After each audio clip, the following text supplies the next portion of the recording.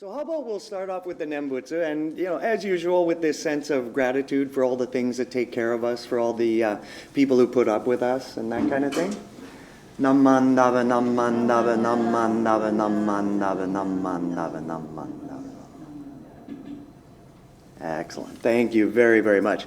So, and when you study like public speaking and stuff, people say, well, you should probably start off with a joke, because then, people feel comfortable and all that kind of stuff, and it's really good. The problem is, I was born in Thunder Bay, Ontario, sort of a northern town, so I don't know any clean jokes. Or certainly none that I could use at this venue, right now. Right? A bit later on, maybe, some of the more colorful ones could come out.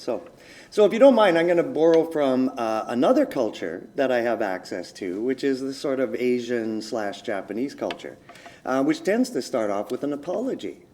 Okay? And so, I don't know if you're going to make anything good out of this. It's basically just an idea of how to frame an explanation of the Buddha's teachings and account for why there are differences and why there are changes. So I should give you a bit of background into how this particular talk came about, right? So in Canada, we get drop-ins, right? And people who aren't necessarily educated at all in Buddhism, they're just looking at the world, and they're wondering, about these words like, karma, dharma. They become part of the English language, right? And then they look at us and they say, well, just a second, how come you have hair, you drive a car, these other guys are in saffron robes, they can't even touch the earth, really? What, how do you guys consider yourselves to be part of the same teaching? So they're not necessarily coming out for any sort of conversion or exploration. They just want a reasonable explanation as to why we consider ourselves to be all together and part of a major stream of what we call Buddhism, and yet we can be so markedly different in terms of diet and appearance and lifestyle, right? So that's how this kind of came about. And then slowly but surely it dawned on me that maybe some of our members also would like this kind of a framework, right? Because for better or worse, we don't send ourselves, or our young people especially, out into the world with a reasonable explanation, right, to account for the various differences. Quite often they come out knowing, certainly Jodo Shinshu from our perspective, and certainly the base Theravada from the Six Paramitas and Dharma school and things like that. But sometimes when they get into a dialogue with the Buddhist or Buddhist Christian type dialogue, right, they're at a bit of a loss. Because of course the Christian view is to arm their people and be ready for them to be able to defend their thoughts and their belief system. And I think sometimes we've been sort of neglectful or a little bit falling down on that. So I think some of the confusion comes about from us allowing the Theravadins to tell the story about the life of the Buddha. Okay? We realize that we're of the Mahayana stream. We're a bit of a more experiential, experimental version of the teachings. And we consider the Theravadins to be the school of the elders, doing a similar practice to what the historical Buddha Gautama or Shakyamuni was doing at the time. So just in deference and respect, we kind of allow them to tell the story.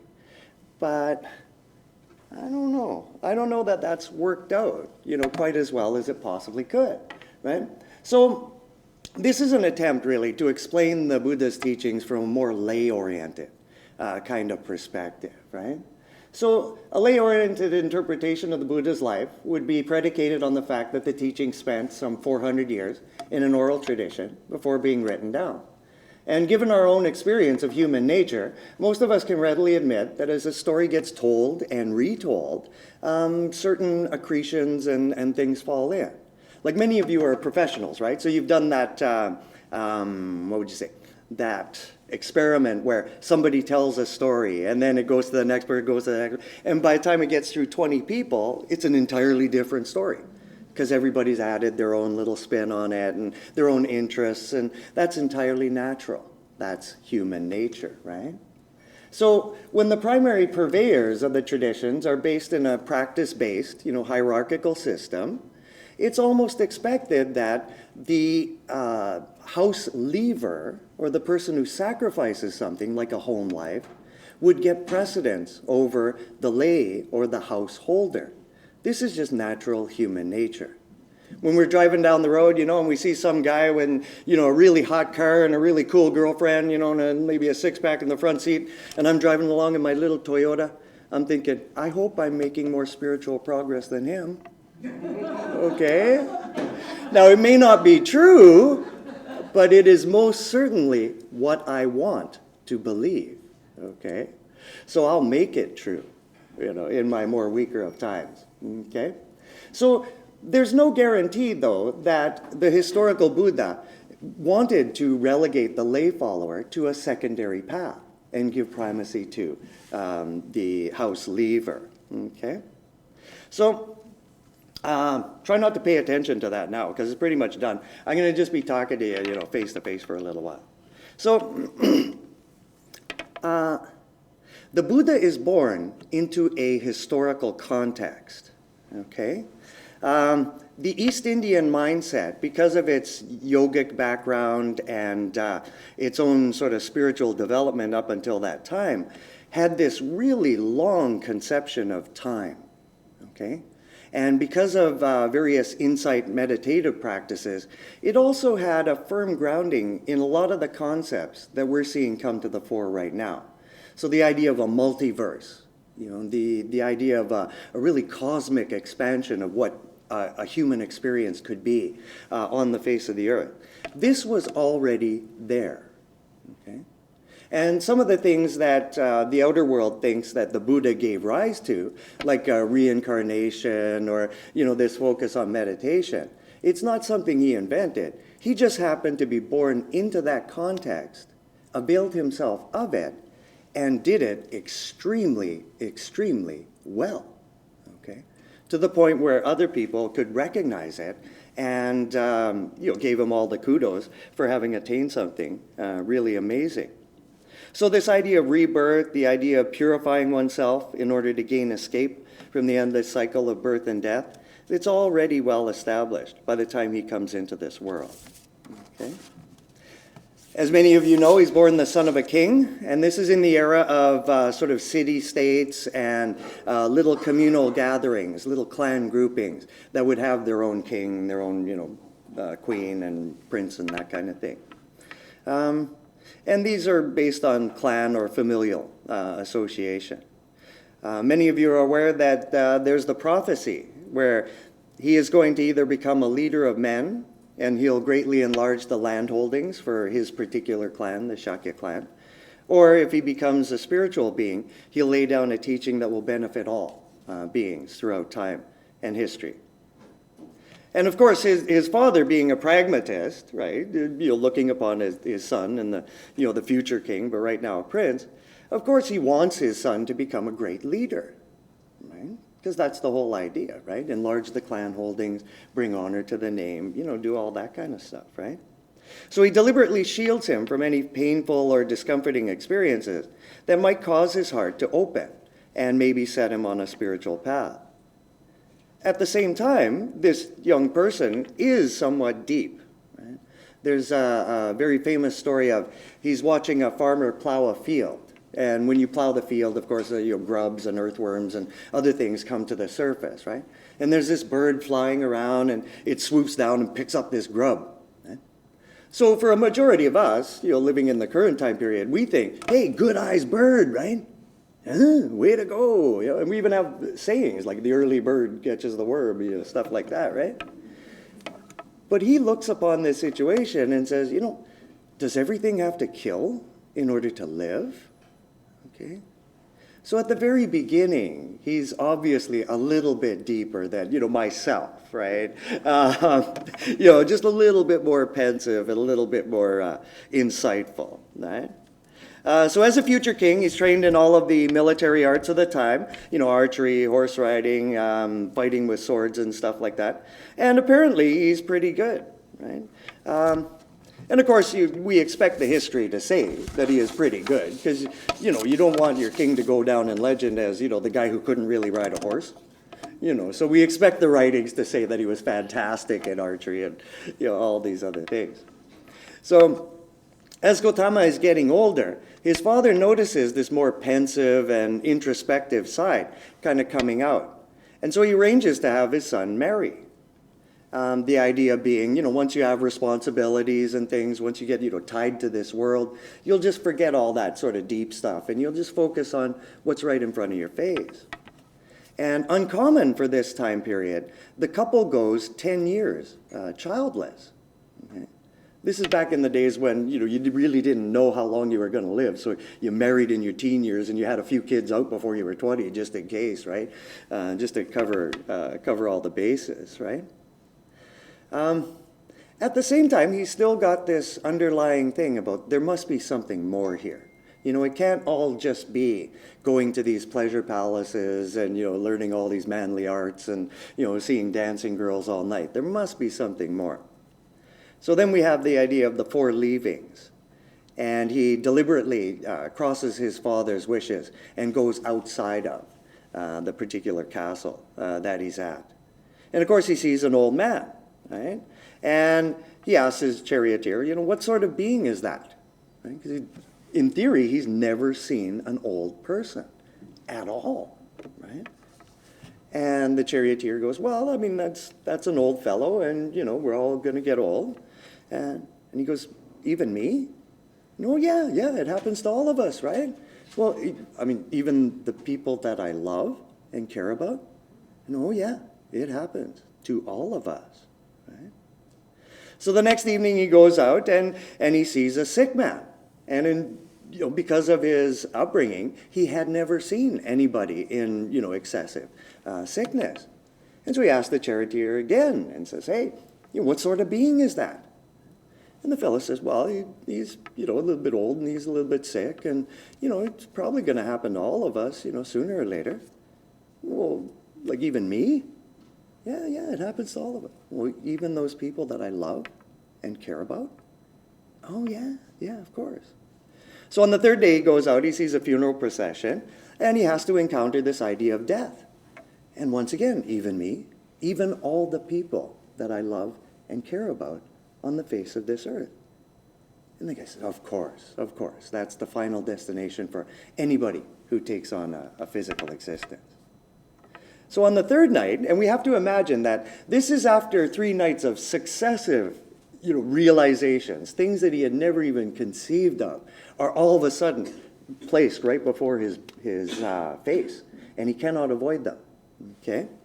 So, and he sees this fellow who's sort of, I don't know, what would you say, almost happy, but feeling settled, and feeling comfortable on the face of the earth. And he says to the charioteer, well, what sort of being is that? And the guy said, well, he's a sort of a holy person. He's decided to focus on a more spiritual side and, leave this kind of world and its details a little bit off to the side. He goes, yeah, but, I mean, doesn't he recognize? Like, I mean, there's this old age, there's sickness, there's death, there's all this crazy stuff going on around. How can he possibly be, settled and almost looking happy about this? And I said, well, that's just the path that he has chosen. Okay. So he firmly resolves to go off and do the spiritual path. So depending on which version of the story you're reading, it's usually the same night, actually, that he goes back to the castle and he hears the great news. His baby has been born. And he's healthy and, 10 fingers, 10 toes, all the stuff you would hope for and wish for with a son or, well, with any baby, that gets born. And of course, he leaves that very night. Okay? So to the modern world perspective, we look at it and we say, he's kind of like a deadbeat dad, right? Finally, he's got to actually do something. And there he is running off, into the bush, going off on this spiritual search. Right?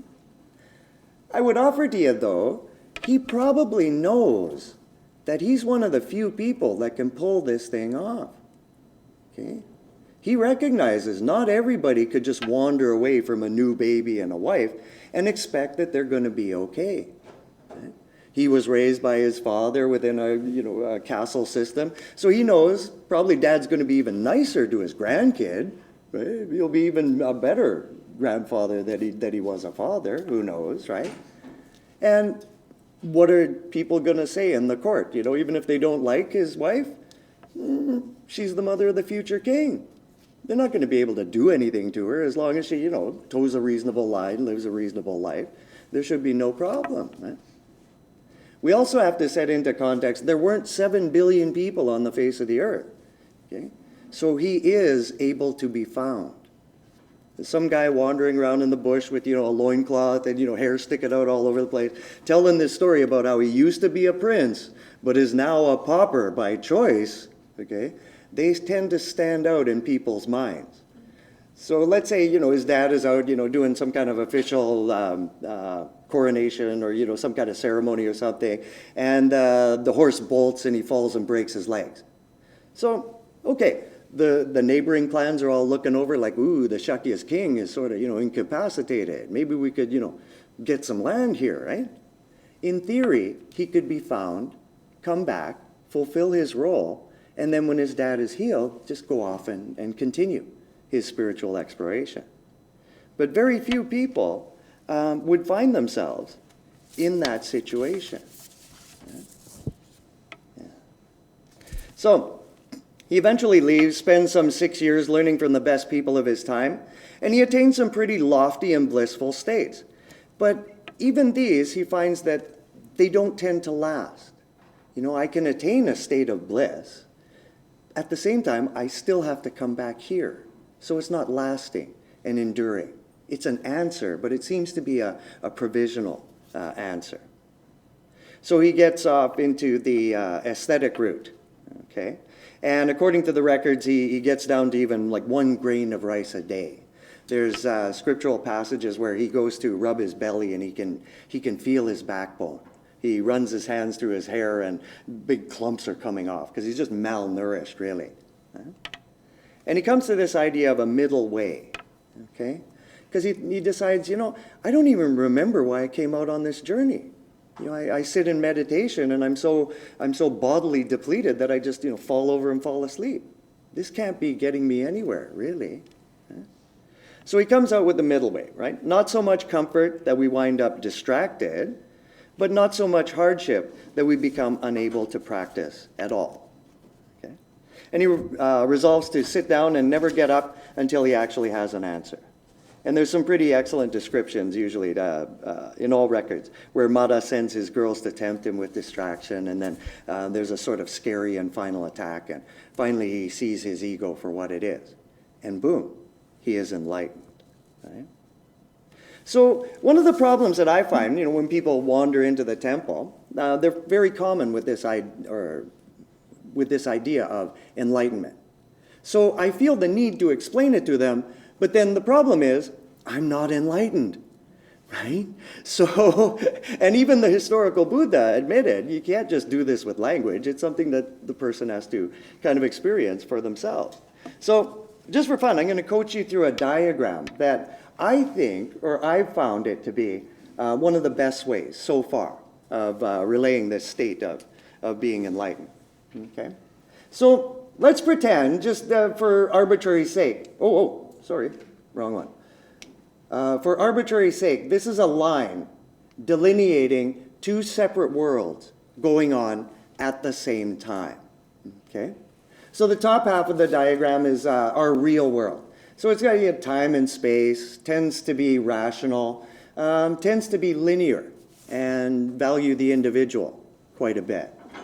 I think one of the things that we refuse to admit in North American society is that this is also a cold and insular state.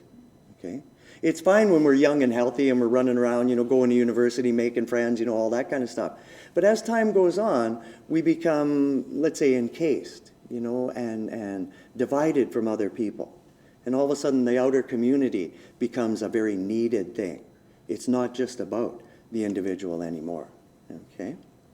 At the same time, there's this spiritual world. Tends to be timeless and eternal, tends to be intuitive and magical, whole and interconnected, also warm and expansive. So if we want to refer to it in Buddhist terms, this would be the realm of enlightenment, or the Pure Land. And quite possibly, some of the more experimental Judeo-Christian groups, it may even apply to what they consider to be heaven. Okay? If you want to put it into classic terminology, this is samsara, and the bottom part is nirvana. Okay? So now, for some reason, we get born into time and space. Let's say each one of these little sort of bumps on the graph is an individual type of person. Okay? So some of the groups say, well, there's this law of karma, and there's something that I haven't done or have yet to experience or have done before and must atone for. So therefore, I wind up being born into the world of time and space. More experimental thinkers, might say, well, I'm pretty good at English this time around. I think I try to live by the heart this time around. But let's face it, I'm not going to be a brain surgeon. Okay? I'm not going to be a basketball star. I kind of tried it until, all of a sudden my hands were up around people's bellies, and I thought, well, let's just give it up, right? It's on my bucket list, but maybe next life, kind of thing, right? Unless there's, a short person's basketball team that, that I could join up with. But so in order to experience the fullness and roundness and completeness of what a human existence might be, it might require either a series of lifetimes or a bunch of lifetimes going on concurrently, all at once. Okay?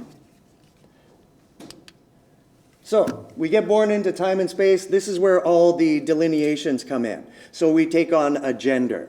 Okay? We take on a family lineage. We're born into a certain country at a certain time. Okay? The example story, I guess, borrows from British culture. Americans, you kind of kick the British culture out. But in Canada and Australia, we have the same root, okay? The same kind of off-the-wall comedy, the same slapstick kind of thing. Yet, I've talked with Australians, and we are very different, politically. And, just in the way we approach problem solving, It's really interesting that we would have the same root culture, but simply being born in a different area with a different political history and social history can produce a different person. Right?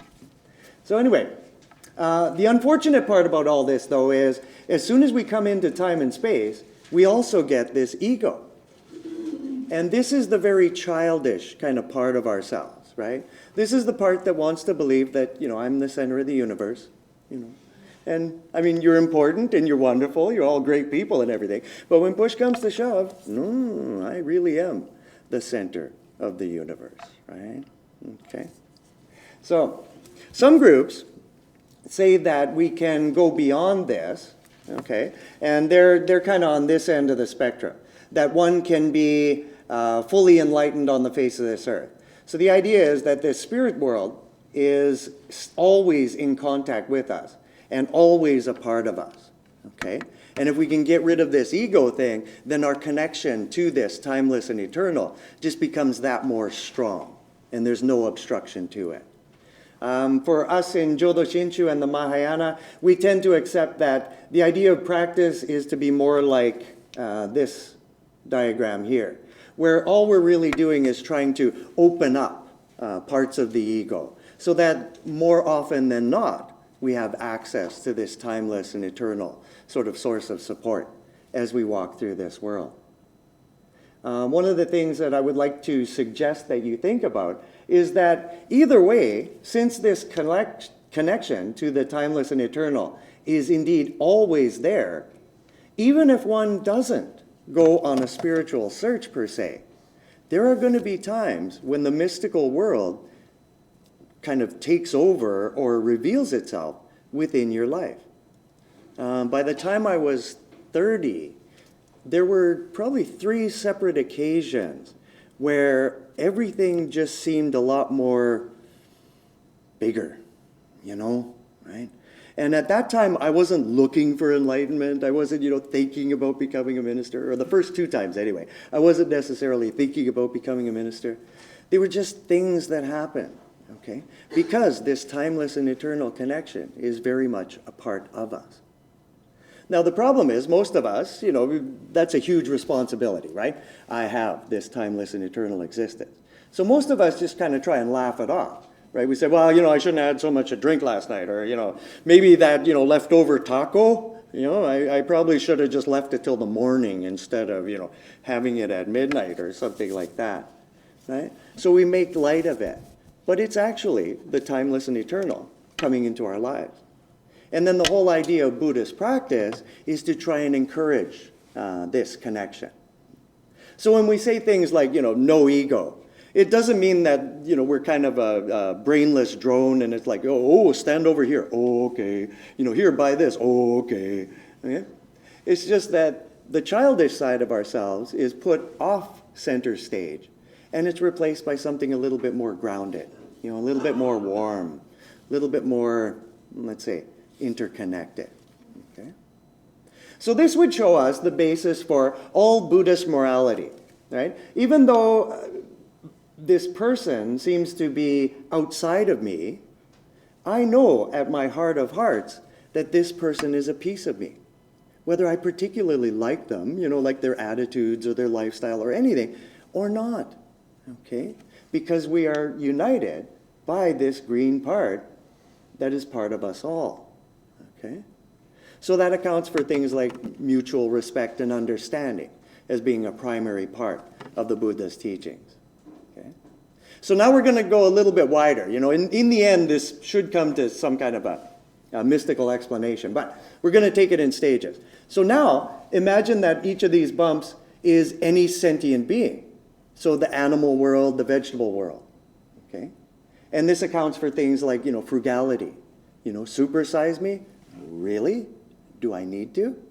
Maybe I only need to take in the amount of energy that I need to get through a day. Okay? In respect for these other lives that sustain and bolster my life. Within Japanese society, we've accepted that, you gotta eat, right?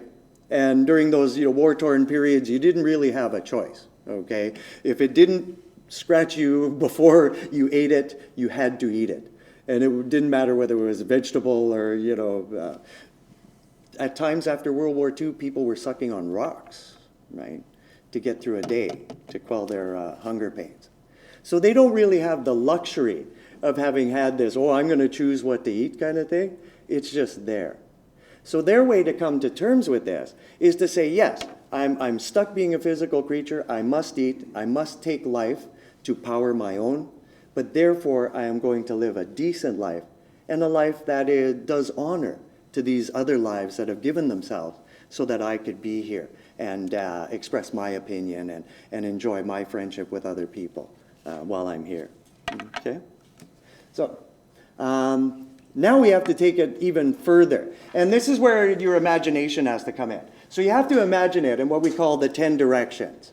Okay, so it's all around all the time. And all the green lines, it's not like one single line attaching everybody. It's all kind of interconnected and that kind of thing. And probably the best image that we use for it is Indra's net. Okay, so the idea that there's this lattice work or netting that we're all a part of. And each of us is a jewel within that net. And each jewel reflects every other jewel in the net. So it's a way of, bolstering our, our sense of meaning, because of course we're a jewel in the net, right? If that jewel is missing, then there's a hole in the net. So the net doesn't function quite all that well. At the same time, a majority of my sheen and joyousness and brightness comes from all the people around me, all the people who love and care for me and support me, right? And when this gets to be so all-encompassing that it's a visceral experience, then it might be close to what we call enlightenment. Okay? Yeah. one of the charming parts of the story is the historical Buddha is sitting there. He has this amazing experience. It takes like 7 days to even process the fullness of and the magnitude of what's going on. And he kind of thinks about, maybe I won't go back, because it's just so overpowering. There's no way I can even relay this to other people. And the East Indian god Brahma has to come down and literally convince him and say, yeah, well, maybe nobody will understand it for a little while, but this is such an amazing attainment. You will have to lay it down. Right? Okay. And I find that to be a very human aspect to the story, If you're sitting there and there's something amazing out, but that you can't literally pull people into it, and they have to kind of do it for themselves, it's almost mean to show them that there's this marvelous thing out there, okay? Because there's almost no way that you can guarantee that they can get to it, So enlightened, but still very much a considerate, caring, all-embracing kind of being, It might actually be detrimental to them to know that there's something out there if I can't take the responsibility for actually pulling them towards this, okay? Eventually, though, he does come out and he starts to talk. And when you look at it, this is not an experience that he can claim to have created or, what would you say, made. It's more like something he noticed. So when you look at the way he relays the teachings, he very quickly starts talking about other Buddhas in other time periods, because it's inconceivable to him that he could be the only guy in the great eons and eons of time who has ever had this experience. And also very early on, he opens a lay followers kind of approach with just 5 precepts, right? Don't kill, don't steal, don't engage in improper sexual conduct, don't lie, and don't deal with intoxicants. And this all happens really early on, okay? So it's a way of saying, I can teach you my way, what I did right about now to get to this, but there's also other options that are available, right? And they must be available, just given the magnitude of this experience, okay? So in the end, he does say, hey, if you want to come out and join me, that's fine. And it's kind of unclear as to whether he actually wants this huge group of people wandering around. Obviously he wants to share the teachings as much as he can. At the same time, it's just a function of human nature. When you meet somebody who's really fantastic, you just think, I want to be like that, right? I want to hang around with that guy so then I can learn something, right? So he winds up with this massive group of followers, right? And of course, life had to be simple. You couldn't bring your in-laws, right? You couldn't bring your pets. You couldn't bring your whole wardrobe for summer clothes and winter clothes kind of thing, right? It had to be like one begging bowl, a few toiletries, a robe or two, made out of found materials and that kind of thing, right? And they would go out begging for lunch, come back, share the food. They would have a nap, right? When I first got into this whole, profession of becoming a minister, I was looking back at the olden times and I thought, that guy was smart, right? He had a nap in the middle of the day. Of course, now that I'm employed as a minister with the Buddhist temples in Canada, I find that there's no time for that. And I think in some ways we got to refer back to the traditional, practice, right? So he'd have a nap and then he'd just pump out the Dharma, well into the night. Right? And the idea being that the locals who would be, farming or, doing whatever business things they had to be doing during the day would then be able to come after, towards evening, and avail themselves of this teaching. Right? And that was, of course, in repayment for them having begged a meal off of these people. If you look into the evening portion, though, it seems like he was training the monks to be kind of self-sufficient, Okay, he didn't dominate every single discussion. He encouraged other monks to teach other monks. If somebody was at it for, 2 or 3 years by now, then, adopt a novice monk and then we both learn, right? I can figure out a new way to explain it to you maybe, and the other person gains the benefit of receiving that explanation. And, quite possibly contributing by asking a question. And then, I get another way to hopefully have to explain this. Right? He didn't have to be the arbiter of all.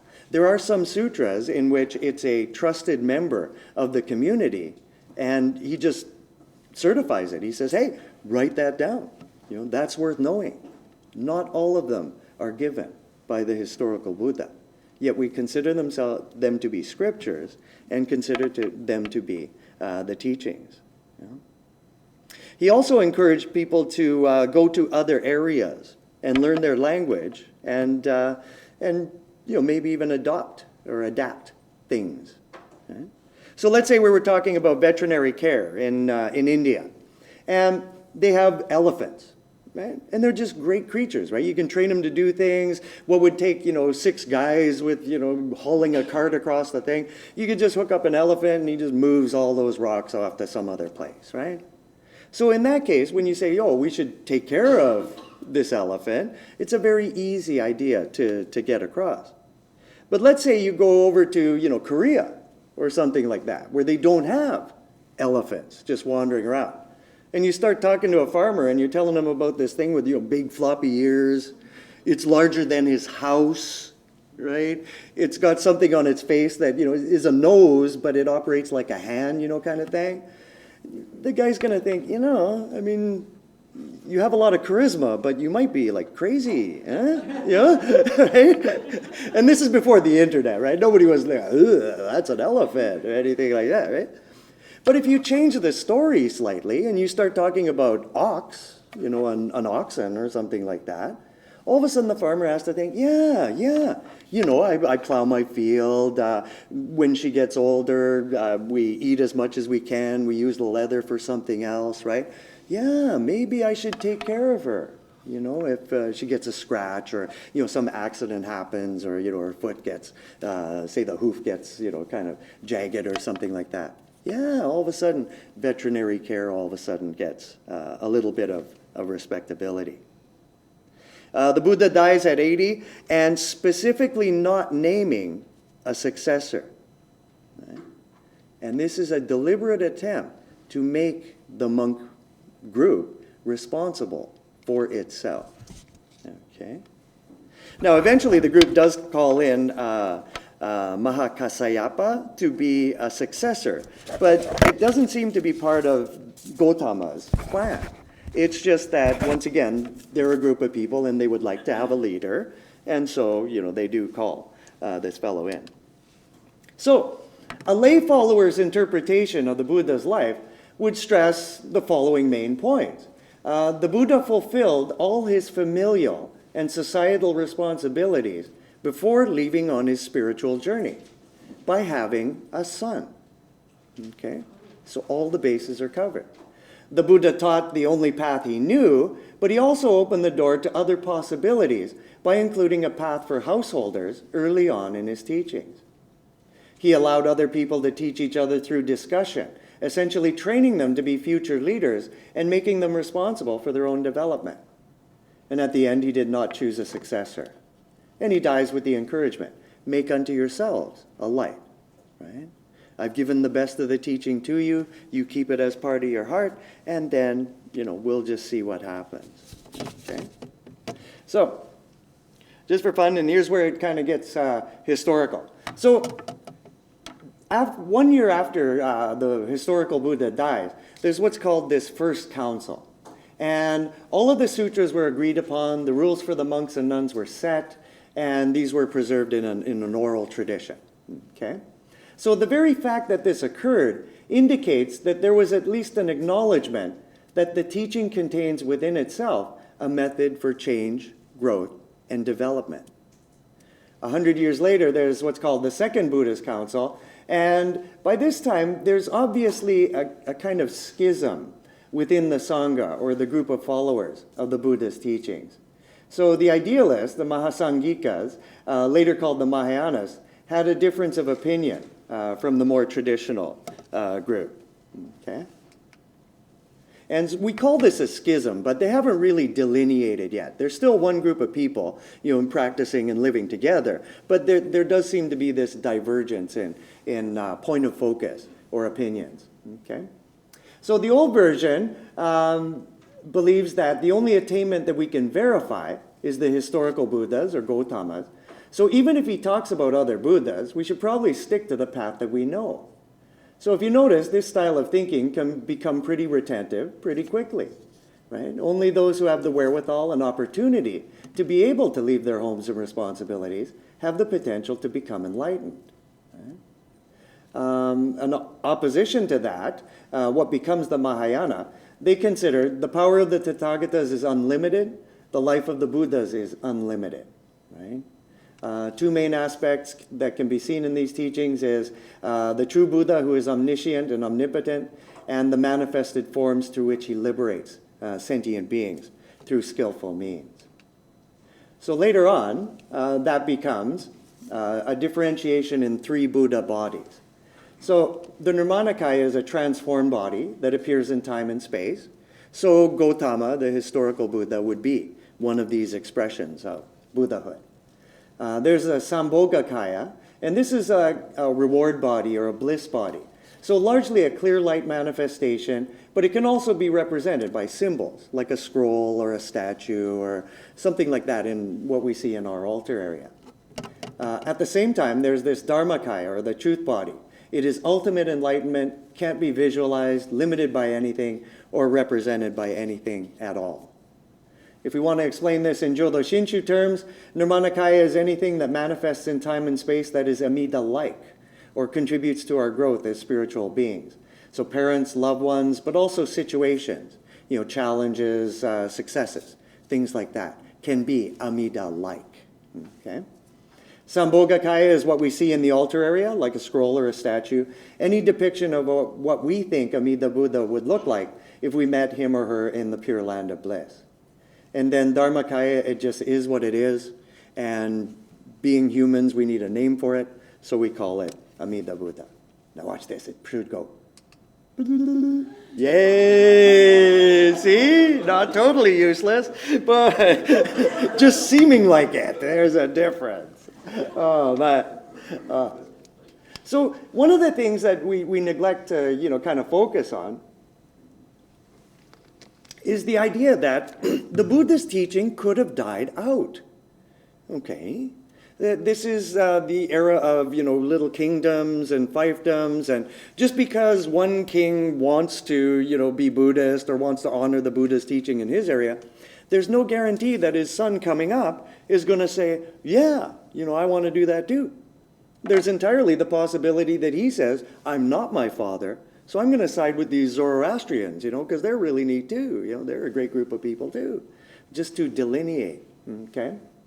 But in theory, it could have died out, except for this fellow, Ashoka. And this is 272 to 231 BCE, so 2,200 years ago. And he also is very much a product of his time period. Like by the time he's born, who's the guy? Gives rise to the Hellenistic movement and later the Greek. Alexander the Great, yeah. He's been dead for like 40 years, okay?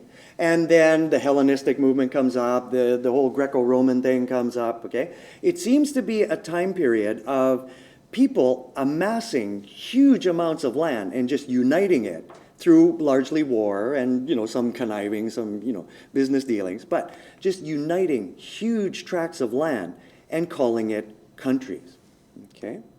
So Ashoka does this. Like, from our perspective, it's not a big landmass as big as the US or Canada, but for that area of the world, India is a huge piece of land, right? And he does this, of course, through war. Not every king wants to give up his kingdom, no matter what happens. So he has to do it through, a little bit of mean and awful things. And he gets to the end and he starts to think, maybe I was a little bit ego-raging there, huh? Maybe there's some way I should probably atone for all this war and destruction and things that I've done. So he looks around and he looks at the various belief systems of the time, and he focuses in on Buddhism.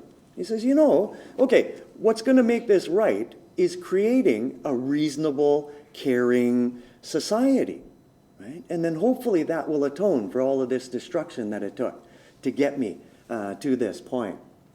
So it becomes the first attempt to create a society based on Buddhist principles, because he didn't just adopt it, he actually studied it and he knew, the teachings very, very well, okay?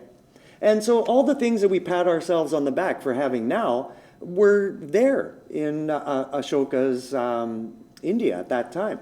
So universities, hospitals, social health care, veterinary care. Obviously they weren't doing heart and lung transplants like we're doing now, but the idea, the concept of healthcare. Why don't we take somebody, who seems to be skilled in this, teach them all about it, and then when any of us get sick, we can go to him or her, and they'll hopefully look after us, and we'll have a chance to, heal and a chance to survive, right? So all of this is going on 2,200 years ago when a majority of us were living in sod huts, So Ashoka's time period was not really all that bad, considering so early on in human history.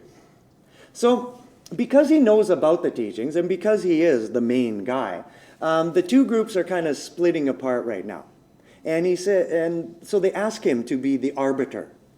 And if you look at the historical record, he politically sides with the Theravadins. Once again, he's very much a military man, so he is a pragmatist.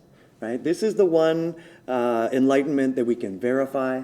These other people are interesting, but up until now they haven't come up with anything that rivals that. So maybe we better stick on the conservative side and go with this, right? At the same time, and what's great for us as Mahayanas, he creates a social context perfect for the development of Mahayana Buddhism. Because his thing is, as long as you don't want to overthrow the government, I'm not really going to interfere with your lives. If you can get it together to, group a bunch of people together, maybe open a house of worship, that's absolutely fine. I'm not going to tirade over you. I'm not going to disallow it or anything. As long as you're not trying to cut my head off when night falls, I really don't care, right? And so that's a perfect breeding ground for this more experimental, this kind of more heartfelt, heart-oriented style of Buddhism. Eventually, he sends his son Mahinda and his daughter to Sri Lanka, and this is approximately 260 before the Common Era. And then Theravada goes down into Southeast Asia, so Laos, Burma, basically took root there and is still basically alive. And from their perspective, they're still doing, as best as they can, the original Buddhist teachings in the modern context, right? They've given up begging so much and gone into settled monasteries, but they've also become, sort of self-sufficient. They can grow their own food. They perform an educational role within the society and stuff. So not moving around, but as best as they can, doing the original Buddhist teachings. The Mahayana, though, follows a northern route through China, Korea, and Japan.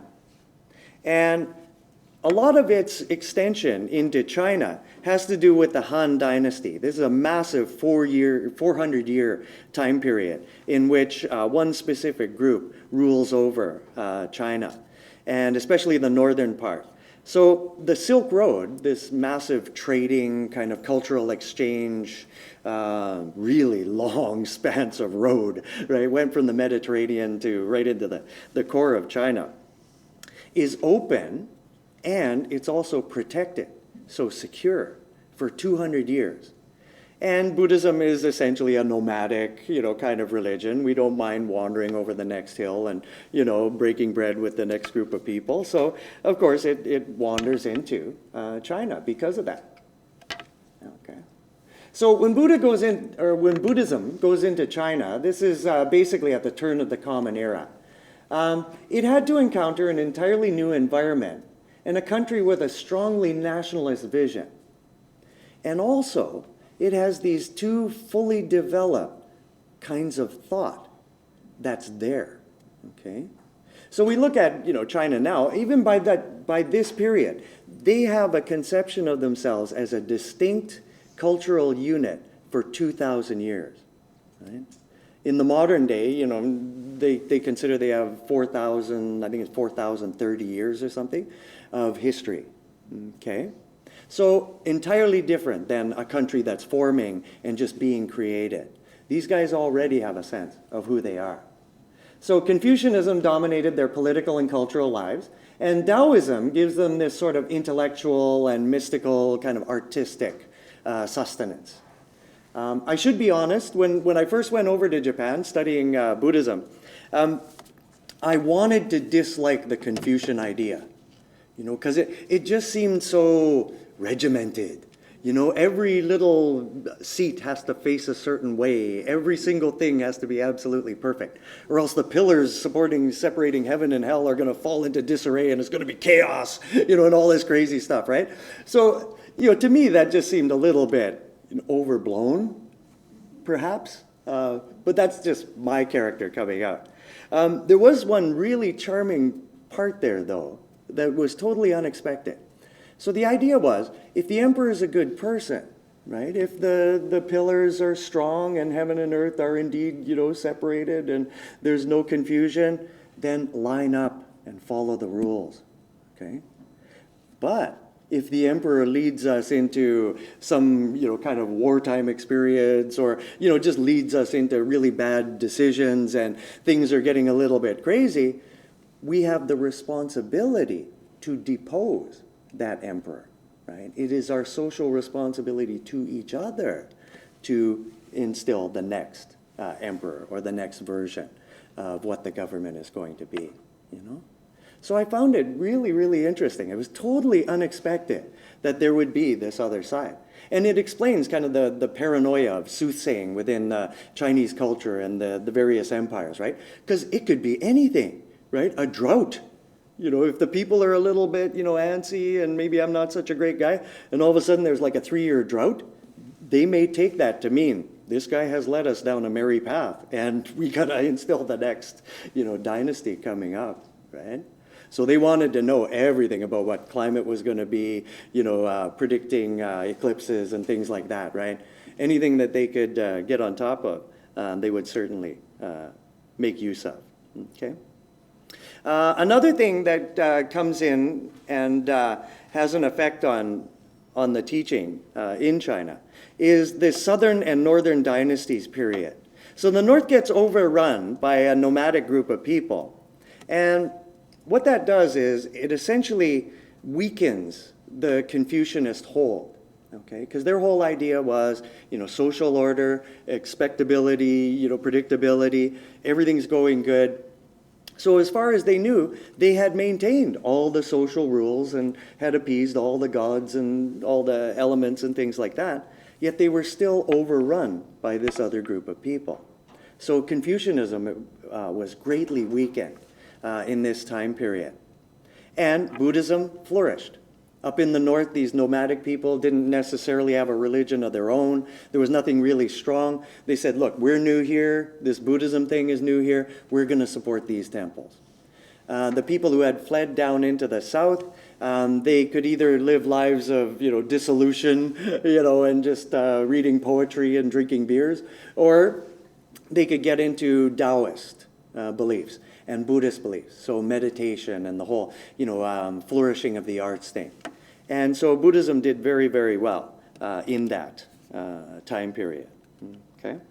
Because, of course, these people were used to running a huge bureaucracy in a huge country, and all of a sudden it's been cut in half, okay? So, luckily, within the teaching, there was a way for it to, refocus and bring another side to the fore that would make it palatable to the Chinese mindset, right? Within Chinese culture, of course, as a male, I'm supposed to marry somebody of my same social stature, try not to lower us, okay, bring honor to the name, and, get things done, right? So the Theravada version of the Buddha's teachings could not be readily accepted. That was like asking a son to leave behind his entire family thing, And to make it even worse, there was no way to thank these parents after they had passed away. Okay? So the Confucian idea of, familial responsibility. So if we just take a bare bones comparison of the goals and aims of Theravada and Mahayana streams of thought, we get to see why the Mahayana would have been the one to take root in China. So the Theravada goal is to become an arhat, a spiritually perfected being, while still physically manifested in this world. The method is to undergo world-denying practices in order to purify oneself, and the aim is to completely escape the cycle of birth and death, and thereby never have to take on a physical incarnation ever again. Okay? In contrast to that, our goal becomes the bodhisattva ideal. Right? We want to become bodhisattvas, spiritually perfected beings capable of manifesting in this world. And the idea is to perform faith-oriented practices with an eye towards spiritual growth. And the aim is to be born into a purified realm or a pure land, attain spiritual perfection there, and then return to the realm of birth and death in an effort to assist all sentient beings in their spiritual growth. Okay? And then Amida Buddha, as the symbol of wisdom and compassion, he becomes the most trusted of these Buddhas who have made pure lands, because he has the wisdom to know that quite often most of us aren't all that spiritually adept. Some of us also have certain situations that make it really hard to go off and just become a monk and live on a mountain somewhere, but compassionate enough to know that somebody has to be there to help and assist these people. So he becomes the most trusted and therefore the most central of the Buddhas who create pure lands. Okay. Within Chinese Buddhism, there's periods of oppression followed by periods of court favor. Overall, though, most of the rulers are pushing for the three belief systems to blend together. And then the emperor becomes the center, and each subject becomes a part of that unity, that united country that becomes China. Okay? So essentially staying put. In this blending can be found stability, but also, a kind of docility and such. Okay? It takes a while for the Buddha's teachings to actually get to Japan. Although you can find statues and things like that from predating the official invitation of Buddhism right into Japan. But the primary encourager is Prince Shotoku, and he allows Buddhism into Japan, and it's part of a wholesale adoption of Chinese culture within that time period. In typical Japanese fashion, we look out to the outer world and we say, that's really good. We're going to take that and make it our own, over time, right? It's culturally just what we're good at, right? So they looked across the Sea of Japan and they say, hey, these folks really got it together. They've got a written language. They've got a bureaucratic way of uniting the whole country. My goodness, let's, adopt their belief system also. And what was going on in Japan at the time was Shinto. So that style, it's very shamanic. There's, a spirit and a life force within everything. And it was largely centered around really spectacular natural occurrences. So like a spectacular waterfall, or a seascape, or a bamboo grove that was particularly striking and beautiful. We would just say, oh yeah, this is where the gods come from, right? These are the things that nourish and sustain us. So let's worship, around here. So it's very hard for a new government to come in and say, that waterfall, that's actually secondary to your seascape, So, the fellows with the seascape goes, yay, we win. But, the people with the waterfall go, no, that's not right. That can't be right. So Buddhism is brought in a very, functional fashion. If we can establish the capital here and then create the main center of worship here and then make all these other temples satellite temples, okay, then we have unity and order and some vision of a way to structure our various societies. Yeah? So the capital was Nara, the main Buddhist center, until the capital moved to Kyoto. And as part of the move to Kyoto, Japanese monks were sent to China to study. And so Saicho goes off to China, returns back to Japan, establishes the Tendai school on Mount Hiei, and Kukai establishes the Shingon school on Mount Koya.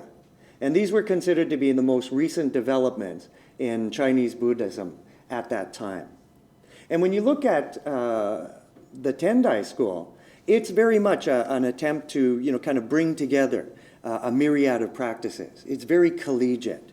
Okay, there was a lot of faith-oriented things going on, stating the Buddha's name, walking meditations, things like that, to just do that faith-oriented side. One of the books that made the rounds when I was younger was Marathon Monks of Mount Hiei. Anybody? Yeah, it's probably in some of the libraries that you have at your home temple, right? That's still going on. And this one, nothing to do with the Nembutsu. The fellow just takes 10 years and says, 340 days out of this 365-day year, I'm going to do this walk, right? And it's considered to be, after that 10 years of living in solitude and just diligently following a practice, you're considered to be enlightened. And apparently it still goes on, right? I don't know if there's anybody particularly doing it right now. But this center is kind of like that. There's all kinds of Buddhist practice going on there, okay? So these schools were highly ornate and, had a lot of faith-oriented sides to them. But they're also still considered to be monastic. It takes some 600 years, though, until the 1100s, that we can start to talk about like Japanese Buddhism, okay, as opposed to Chinese Buddhism just studied and practiced in Japan, okay. So the Tendai school was at a really low point. There were samurais whose leaders had been defeated, came to the mountain, and they formed a kind of standing army. And one of the things about armies is they don't like to stand around, okay? So they tend to like to come down into Kyoto, maybe, shake things up a bit. And when they're there, you're tempted to use them too, right? I mean, if you're not agreeing with somebody, you just kind of line the guys up and you do some threatening, and lo and behold, things happen, right? So this whole situation, though, caused many idealistic monks, especially, to become disillusioned. And they just came down off the mountain. So this would include Ryonin, Honen, Isai, our specific founder, Shinran, Dogen, Nichiren, and Ippen. Okay? And this is a highly idealistic time period. Loosely stated, the main concern was, if this compassion thing, the thing that allows us to be born into the Pure Land, is true and real, then the practice has to be singular and simple, and thereby available to all. And so the distance between the teachings and ourselves becomes markedly closer, okay? It's not about some holy mountain somewhere, okay? It's really in our hearts and minds and in our daily lives where we tend to live. By the time we get to Shinran, our direct founder, he winds up with this extremely faith-oriented perspective. So all the spiritual merits we need to gain enlightenment are included in the name of Amida Buddha, or our practice of Namo Amida Butsu. All the acts that we perform are by their nature self-centered acts. That's just that honesty that says, I'm never going to get rid of my bono, right? As long as I'm a physical creature, I'm going to need food. I'm going to need shelter. I'm going to crave, comfort, safety, all those things. I can fight against them, but if I honestly look at it, I'm always going to have them, okay? Enlightenment occurs at the moment of our physical death, and we join in Amida Buddha's compassionate activity of offering enlightenment to all sentient beings. Any religious or spiritual acts that we perform in this life are for the sake of others who love and care for us, because I don't have to appease Amida Buddha in any way. At the same time, having received this wisdom and compassion, then I think, maybe I could round out some of the hard corners. Maybe I should go easier on the people around me. Not for any sort of salvation or anything like that, just because they're stuck dealing with me, right? And stuck caring for me. And attachments are seen to be things that we can use to promote our own spiritual growth. Okay? So if we wanted to go back to this idea of the state of all sentient beings and just put specifically Jodo Shinshu terms onto it, the bottom part, the mystical reality, is going to be Amida Buddha, or the Pure Land. So that formless, uncreated reality that's so hard for us to make contact with. The green line going up that attaches us to this timeless and eternal would be Amida's vow to offer salvation to all sentient beings. And then the Nembutsu, or our practice, only really comes into existence when the limited creature that is me, okay, senses or has a contact with this timeless and eternal bit, okay? The Nembutsu that we do are, practice, and, we're preparing ourselves, opening up our hearts, trying as best we can. But apparently there's going to be a time when the Nembutsu is really, really real, okay? And we know that we are more than what we think we are, okay? So just to, bring out this idea of, what would you say? Our attachments as being something that's good for us. I want to tell you a story about, there's this guy, Daeung Sunim. And he was the fellow that, he was a Korean guy, got 2 years off from his home temple, or the bureaucracy of whatever that is. And he was going to go across Canada on a bicycle with a laptop, right? And in theory, if he made it across Canada, he was going to go down into Brazil and South America as far as he could get. And then he was going to go back. And all this is like a spirit journey. He has no hotel reservations. He has nothing. He's just living off the good graces of the people he comes into contact with. Okay? So it's an incredibly charming story. And he does actually make it out at South America. So it's neat, right? We heard that he was going to be coming through Toronto. So we decided to host him. We said, can you take a few days, maybe, stay until Sunday, give us a bit of a talk, about what kind of Buddhism you do and everything. And he was amenable to that. And luckily, just because of timing, a buddy of mine had become friends with this girl who was Korean. So we had a translator, right? And she's a really cool girl. She actually became the first female member of our Sangha. You know how we call, Fujinkai as female members, and then there's various names for the male group. She was the first female member of the guys group, Sangha, because she could cook really, really well. She had a stronger back than, some of those old guys, right? And they were cool with it, right? You think they're going to be staunch, but, she just kind of joined in, because it's hopelessly endearing as a human being, right? Just a wonderful girl. So anyway, we call this guy in. And he doesn't want to sit through our service, which is, kind of cool, right? He's got his own thing going on. But he is willing to talk to us downstairs. So we have the service, and we go down. And so we're getting through, and it's all going good. And it's, kind of cool, right? Because this is a whole other style of Buddhism that we really don't have any access to. We get to maybe in books and stuff like that. But, here's a guy, and he's living by it, right? A bicycle and a raincoat and a laptop, man, going across Canada. So either way, he's endearing. Until he gets into this story about how he hasn't talked to his mother ever since he was 14. And he's like 40, 41 or something at the time, right? And then he mentions the one time that he did see her, some 16 years previously. He was begging at one of these shopping streets, where you would get food and, some things for your daily life. And he was begging there, and he saw her, and he had to pretend that he did not recognize her. Okay? Right? And, I don't know about your temple, but we're primarily older Japanese ladies, and, sometimes well into their 80s. And, honestly, there was a section of 20 of them, and you could hear them go, and there was dead silence, right? And I thought, uh-oh, I'm going to have to run this guy out the back door, eh? Because those cooking chopsticks, eh? You can get some torque on them if you start wanging them, eh? And if there's 20 of them, it's how do I get out of this, right? So, but their point was, you would diss your mom at a mall, okay, right?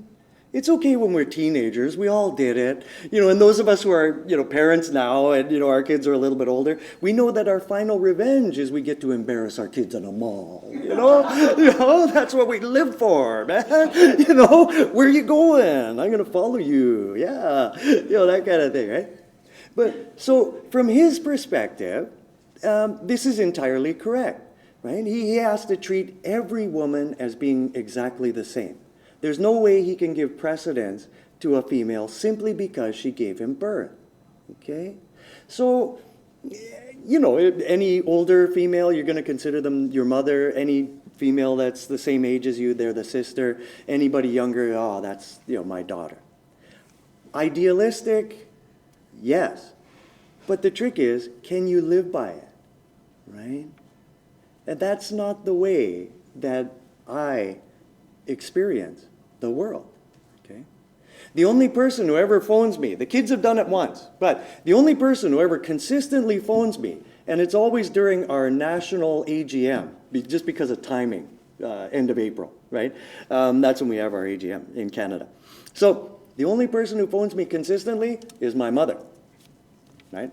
Apparently it was a long night, and apparently I was there, although I have no memories of this, okay?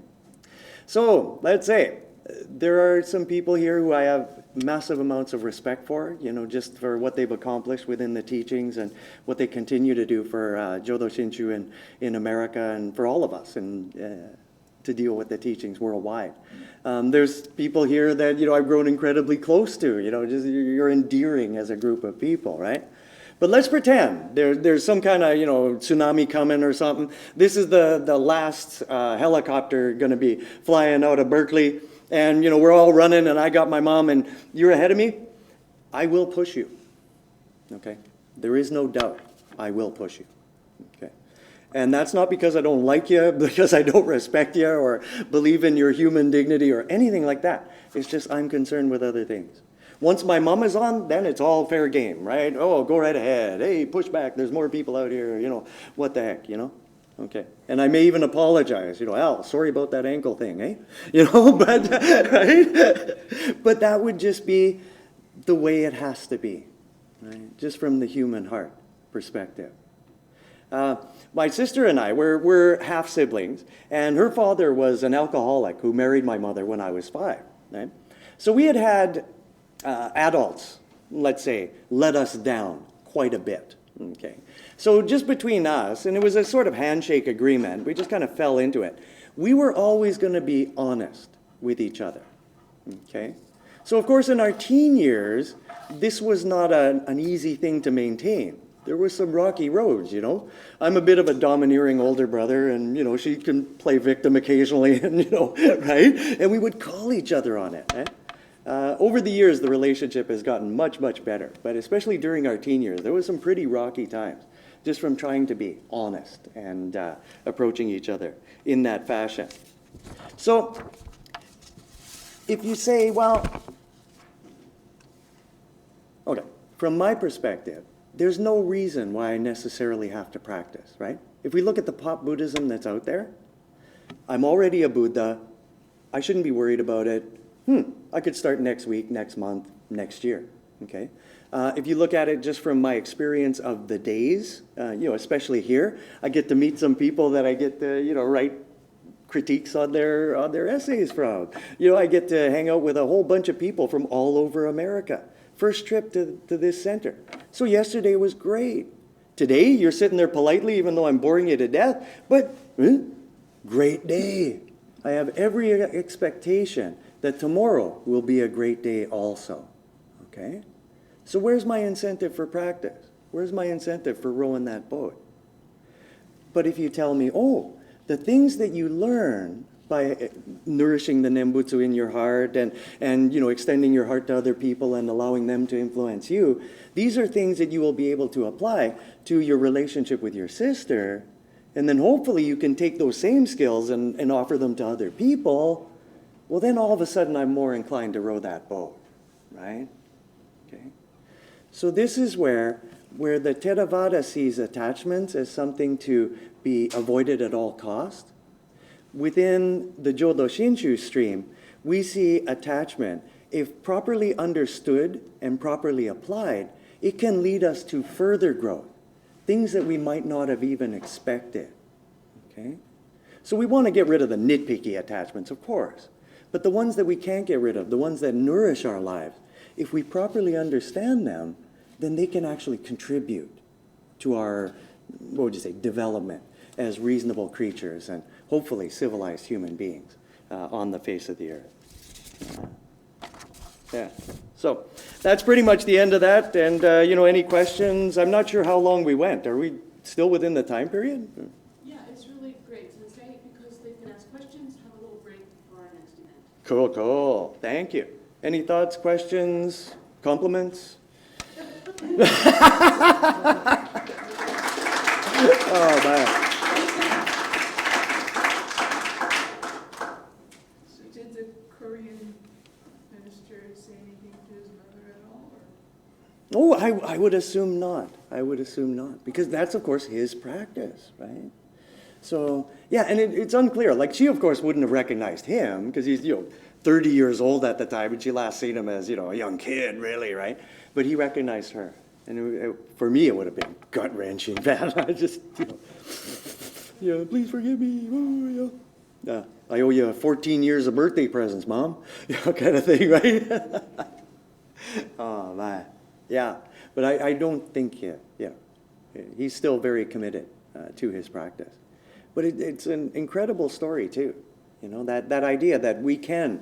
See, one of the things that holds us back, I think, is, part of it is comfort. We like to have habit and, reoccurring things in our lives. We get a certain sense of security of it. But especially nowadays, a lot of the things that hold us back are just fears. And this guy is a perfect example. There were ups and downs. There was rain. Okay, when he was in Toronto, his laptop got stolen, right? So we had to buy him a new one, send him out, right? And there's a whole bunch of internet stuff that we had to set up for him, and poor guy's living in a different language, right? In a different country, and we're trying to help him out. And yeah. So there were ups and downs, but he survived. Given half a chance, human beings will take care of each other. Okay? The trick is sometimes we're a little bit too busy. We don't really see, the door slams. And then you realize, oh, my goodness, that guy had like 20 boxes. Yeah? But if I had the time and I have the balance, okay, then all of a sudden I'm more likely to open that door. Male, female, child, who knows, right? It doesn't really matter. Any human being that requires assistance. Okay? And that's something that makes us human. It is that attachment to each other and a sense of responsibility towards each other. Right? And I think especially nowadays, we're running into some really intense time periods, really uncomfortable times. I think especially Shinchu Buddhists, we have to nourish that side of ourselves and know that, we could group up Alaska, right, Kansas, right, people, locals, myself from a totally different country, and we can be together and have a really great time, and support and care for and just deal with each other as individuals and as fellow human beings, I'm really lucky, and in Winnipeg, we're still very much a small town kind of feel, so we really do take care of each other in an almost annoying fashion. Like the lady I rent off goes up and cleans up my house, right? And I feel bad, right? Because, she lives on the second floor. I come back and it's like a fully cleaned house, and I left it a mess. But she loves doing it. Every so often I buy her a thing to thank her. But, she just does it, right? And I've told her, don't bother, right? Because, it's my mess. But she just does it, Just time and a commitment to care for other human beings, right? Yeah, very interesting. It's been a wonderful weekend. You folks are fantastic, Yeah, and thanks for putting up with me. Thank you. Yeah, if we could say the Nembutsu, please. Or are there any other questions at all? Or okay, how about we'll just say the Nembutsu, and any questions can be handled break time or in subsequent interaction. Namman nava namman nava namman nava namman nava namman nava namman nava nam. Thank you very, very much.